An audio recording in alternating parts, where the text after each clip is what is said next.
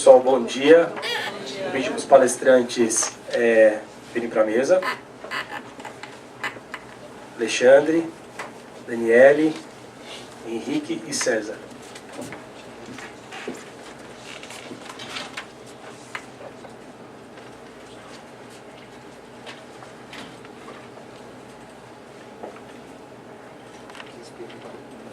Pessoal, primeiramente eu queria agradecer a presença de todos vocês.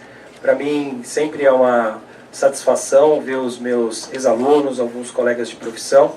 E a realização desse simpósio, na verdade, se iniciou a ideia em 2013, voltada para empresários, né? Então, nós fizemos o primeiro evento voltado para os nossos clientes, e aí nós tivemos a ideia de desenvolver isso e abrir para o público em geral, para os alunos, justamente com essa proposta de levar o conhecimento a todos. Não é uma tarefa fácil, na verdade, realizar um simpósio, ainda mais um simpósio de manhã aos sábados, né, por volta de 8h30. É natural que as pessoas elas tenham um momento de lazer no sábado, mas por um outro lado também essa busca do conhecimento ela é extremamente importante para todos nós que somos da área, né? Essa atualização.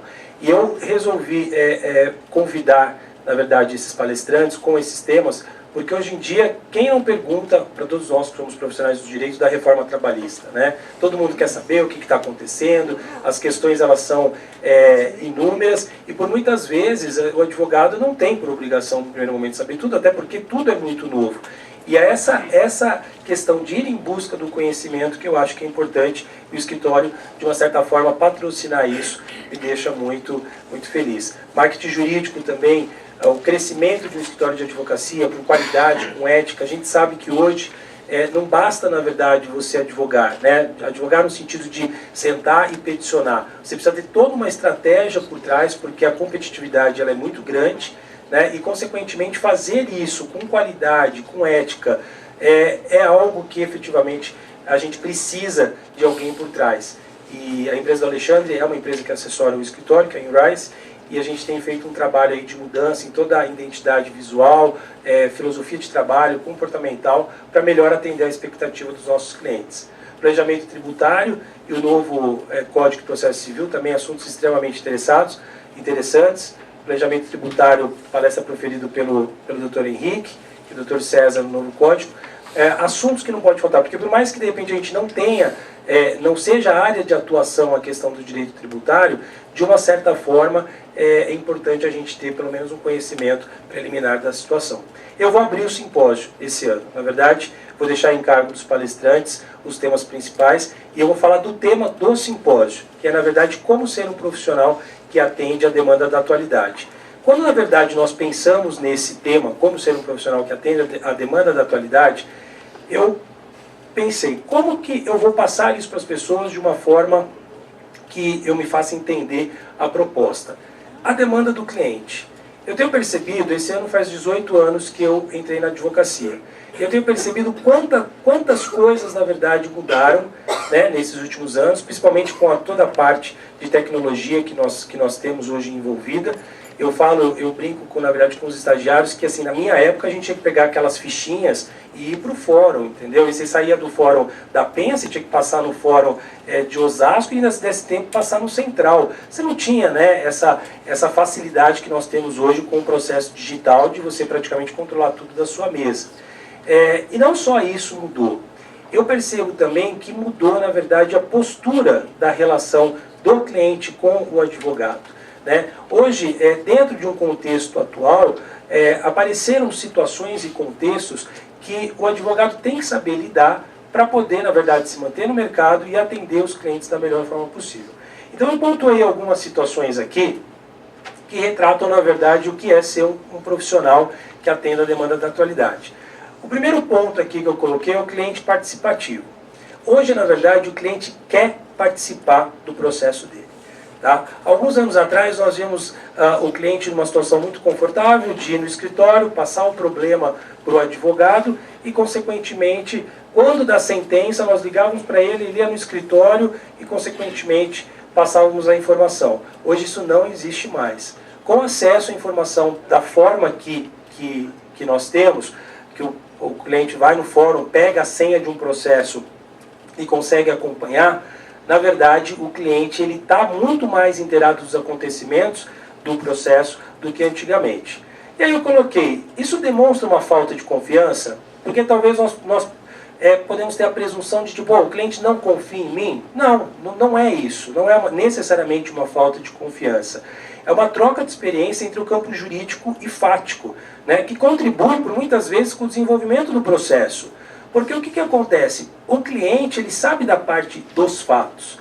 Ele leva para o advogado isso, mas por vezes numa reunião de 30 minutos, 1 hora, ele não consegue expor da forma que efetivamente o problema aconteceu. Então depois o cliente quer ler a peça, quer ver se está tudo certo, e eu não vejo problemas nisso dentro da questão da parte fática, porque, lógico, a jurídica a gente tem que ter aí o discernimento para saber que é um profissional que vai saber empreender, quais são os artigos, quais são os entendimentos, mas assim, a contribuição do cliente na parte fática do processo é algo que para o cliente é importante e que por muitas vezes, se o advogado também tiver, né, a humildade de entender que o cliente pode ser uma pessoa que venha participar de todo esse processo, é uma parceria que faz com que efetivamente aí o processo possa se desenvolver melhor. Uma outra questão que eu coloquei aqui como algo que vem a atender a demanda da atualidade é o profissional que está aberto a críticas e questionamentos, né? O ser humano, de uma forma geral, ele tem a particularidade de se melindrar pelas coisas, de não gostar de ser criticado. A crítica nunca, não necessariamente é bem aceita, a gente sempre apresenta uma justificativa, e o cliente hoje ele critica, ele questiona, né? E isso é importante também para aí o desenvolvimento da relação entre o cliente e o advogado. Então, nós recebermos, na verdade, uma crítica, desde que seja construtiva e que seja dentro do que a gente entende como razoável, faz parte do processo, né, de profissionalismo, de se profissionalizar. Né? Ninguém é o dono da razão. Às vezes a gente acha que está fazendo a coisa da melhor forma, mas sobre o olhar de uma outra pessoa, sobre o olhar, na verdade, do cliente, aquilo poderia ser feito de forma diferente. E cabe a nós também termos aí essa sensibilidade para poder entender que essa crítica ou questionamento vindo da parte do cliente pode ser construtiva sim e pode melhorar, na verdade, a relação. Um outro ponto que, na verdade, eu coloquei como sendo aí, atendendo, né, a demanda atual profissional, é a percepção da necessidade do cliente. O profissional ele deve, na verdade, filtrar o que o cliente fala que precisa e o que, na verdade, é cabível. Né, a figura do profissional consciente. Porque o que acontece? Normalmente, quando você vai fazer uma reunião, ou o cliente, dependendo da área de atuação, quando ainda é voltado para a parte empresarial, os temas eles são mais frios, né?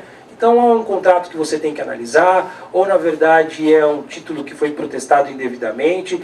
Mas quando você entra em outras áreas do direito, como, por exemplo, o direito de família, você tem que ter uma sensibilidade, você tem que ser um profissional consciente, a ponto de, na verdade, identificar o que efetivamente o cliente quer, o que é possível, é cabível fazer, né, para que você possa fazer aí uma demanda, ter uma demanda com qualidade. Porque o cliente, principalmente na área de família, chega muito emotivo, com uma carga emocional muito grande, e a gente tem que filtrar isso e efetivamente falar para ele, olha, isso não cabe.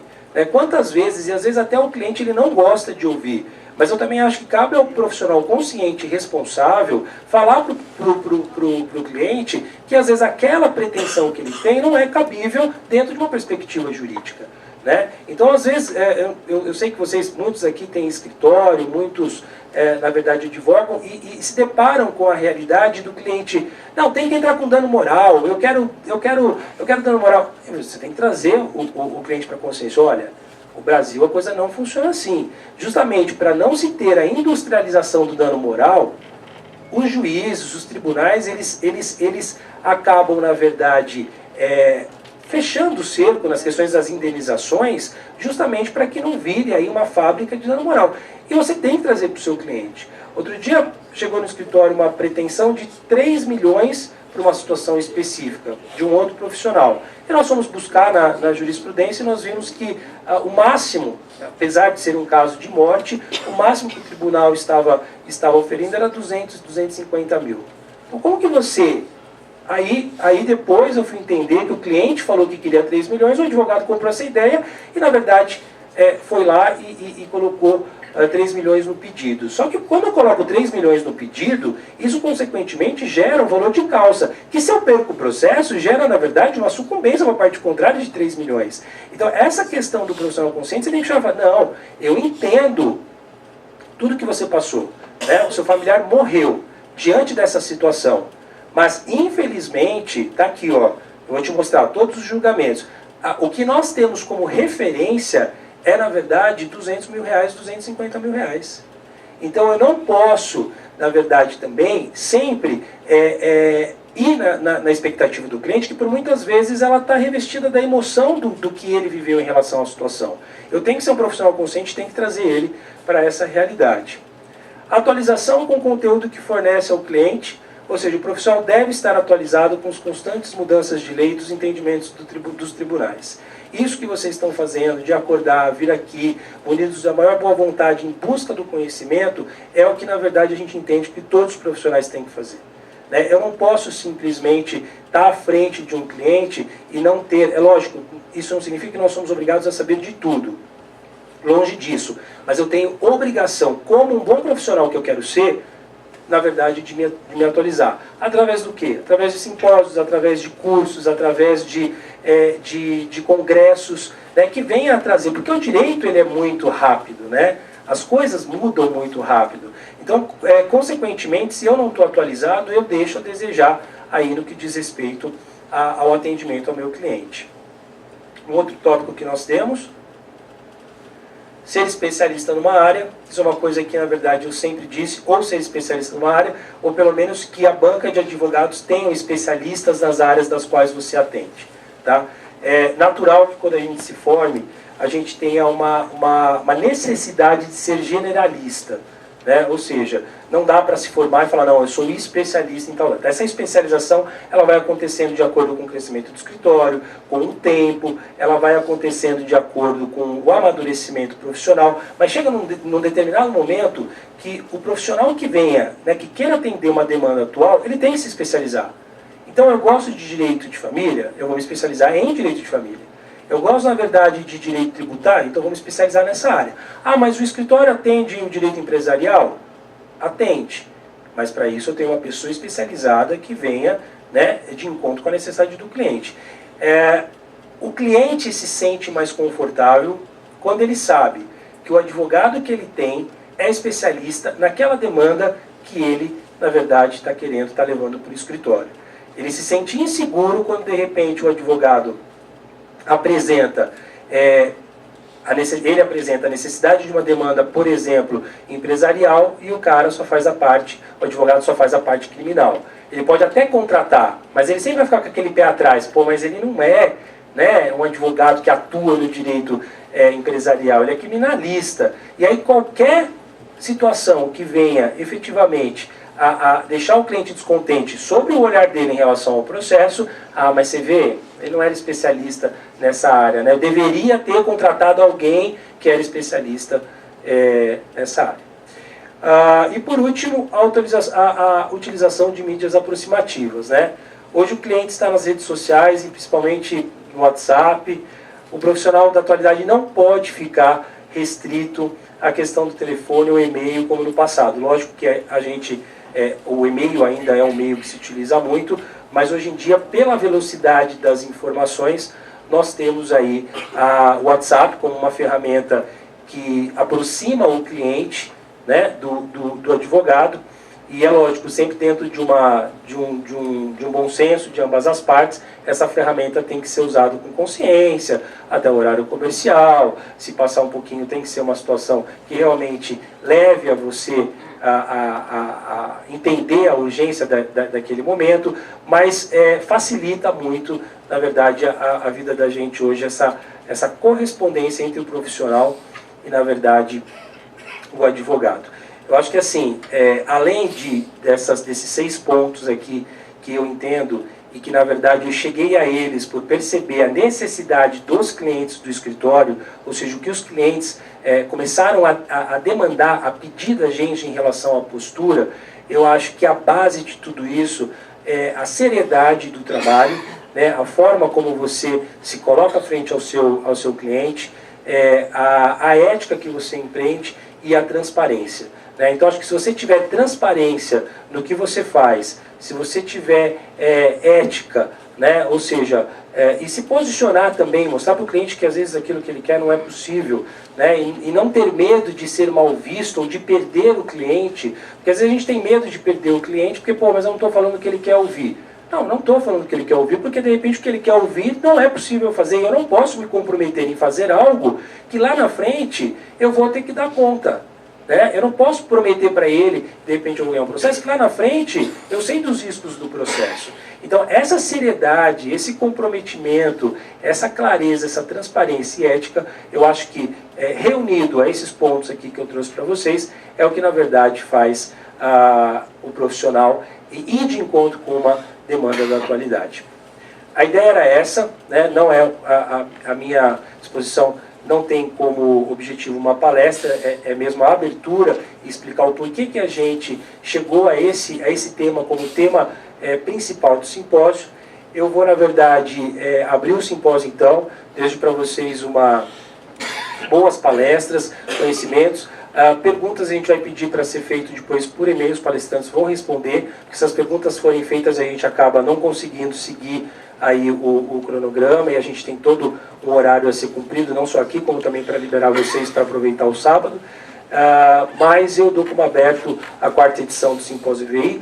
Mais uma vez agradeço a presença de todos vocês. É muita alegria para mim ver todos, grande parte aqui das pessoas, alunos que eu tive a oportunidade, que hoje se transformaram amigos, dos quais eu tenho muito carinho, de revê-los aqui e saber que muitos de vocês estão aí numa trajetória de sucesso, tá bom? Um bom dia a todos. Eu vou passar a palavra para o Alexandre Gainreis, que vai começar o nosso simpósio com a palestra Marketing Jurídico. Obrigado, gente.